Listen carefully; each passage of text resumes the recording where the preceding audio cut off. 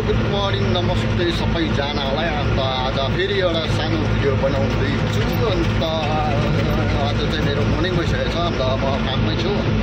अन्त अब गएर म सानो मेसिन चलाउँदैछु। अबदेखि ठुलो मेसिन अब एउटा आएको थियो। अन्त हिजोसम्म म ठुलो मेसिन चलाउँदै थिएँ। आजदेखि चाहिँ म सानो मेसिन चलाउँदैछु नि त, मेरै मेसिन। अन्त आजको कामभन्दा देखाउँदैछु कस्तो कस्तो के कामहरू छ सबै देखाउँदैछु ल हजुरहरूलाई। के कसो लाग्छ प्रक्रिया राखिदिनुहोस् होला। मन परेछ भने लाइक कमेन्ट गरिदिनुहोस् होला। अन्त के गर्नु जति त जान्दिनँ, भएको सिक्दैछु त्यही भएर चाहिँ। अन्त आज के कसो हुन्छ सबै देखाउँदैछु तपाईँहरूलाई। यही हो फुटाउनु पर्ने चाहिँ योहरू बनाउनु पर्छ नि। यहाँ उठेर गएको थियो, यहाँ अब योहरू काट्नुपर्ने हुन्छ। योहरू डल्लै टक्कै काटेर मेसिन आउँदैछ। यहाँ खुसीले ल्याउँदैछ मेसिन चाहिँ। अन्त यो जग्गाहरू चाहिँ पुरै काट्नुपर्ने हुन्छ नि त, फिलिङ गर्नुपर्ने हुन्छ त काटेर चाहिँ।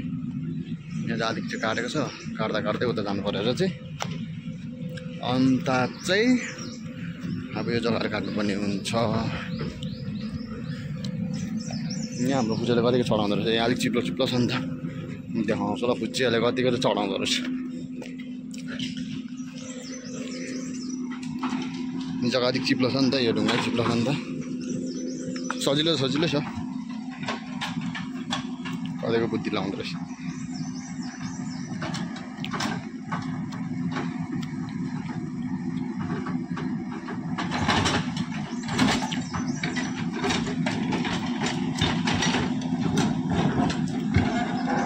अब गएर चाहिँ ब्रेकर लाउनु पर्ने चाहिँ बकेट बजेर केही छैन ग्रिस सकेर।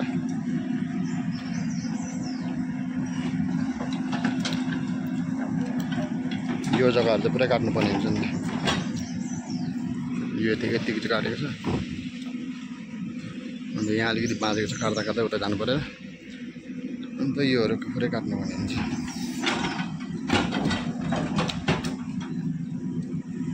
आयो आयो। अन्त ब्रेकर चाहिँ उहाँ डाँडामा छ। साथीहरू मेरो चेन पनि अलिक ढिलो भएछ, तन्काउने बेला भएछ। अन्त चाहिँ अब बकेट लाउनु पर्ने हुन्छ। यहाँ चाहिँ हाम्रो ड्यामोको ब्रेकर हेर्नु बडी खाएर यस्तो भइरहेको। बुझ चाहिँ खाएको छैन कि हो, बुझ पनि हल्का हल्का खाएकै रहेछ नि त। बडी खाएर यत्रो यत्रो होल भइसकेको छ नि त, 2 इन्च ग्याप भइसकेको छ। हाम्रो फुच्चेले सुरु गरिसकेको छ बकेट मसाल्नु। रड चाहिँ भएन धेरै त त्यो त। आम्मा हो पुरै बट्टारी गएको छ त। अन्त निस्किन्छ कि ब्रेकरमा के लाउने नि त, भाँचिजान्छ होला नि। यो त ऊ खाइ त सकेको रहेछ। ये चेक करे गाइस, हो गया हमारा बकेट खोलना और हमको ग्रीस करना है। ग्रीस भी खत्म है ना, आना ही आता है वो गन से भी, इसलिए हमको ग्रीस डाल के घुमाना पड़ेगा लकड़ी से। सुक्खा भइसकेको छ नि त भाइ। मेरो त ब्रेकर रेडी भयो। अब गएर चाहिँ पड्काउनु पाउने हुन्छ। आजको मौसम एकदम यस्तो छ झकास। घाम नलागे पनि कम्ती कम्ती लाग्दैछ, तर कडा छ घाम चाहिँ। निकै छाला पोल्छ। अन्त अब योहरू चाहिँ हेर्नु नि वेदर कम्ती सेटिस्फाई नै हालेको। दुम्म दुम्म घरि घाम लाग्छ। अब फुच्चे थन्का मुन्का गर्दैछ। हात धुने तेल छ?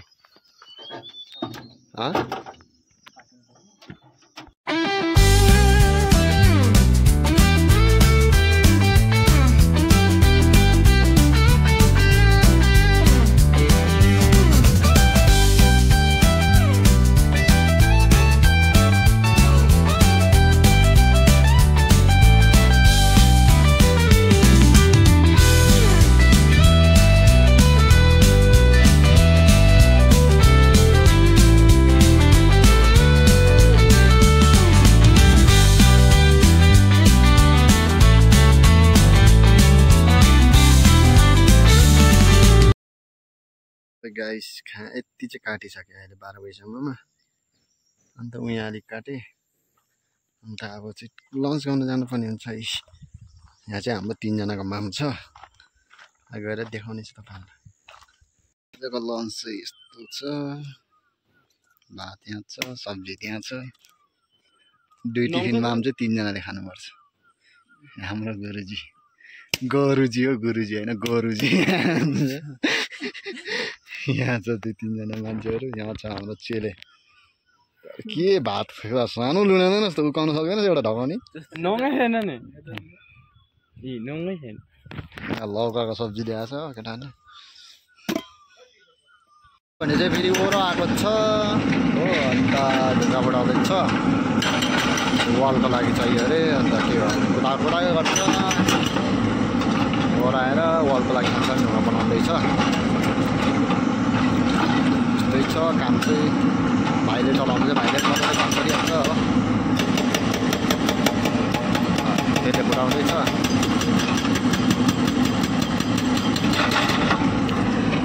यहाँ कुकुर पनि आएछ ल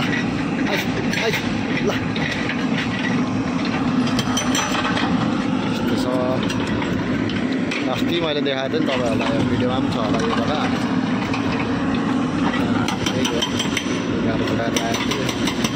यो पुरा हिलो हिलो भएको थियो अहिले चाहिँ सुक्खा भइरहेको छ मजाको भइरहेको छ बाटो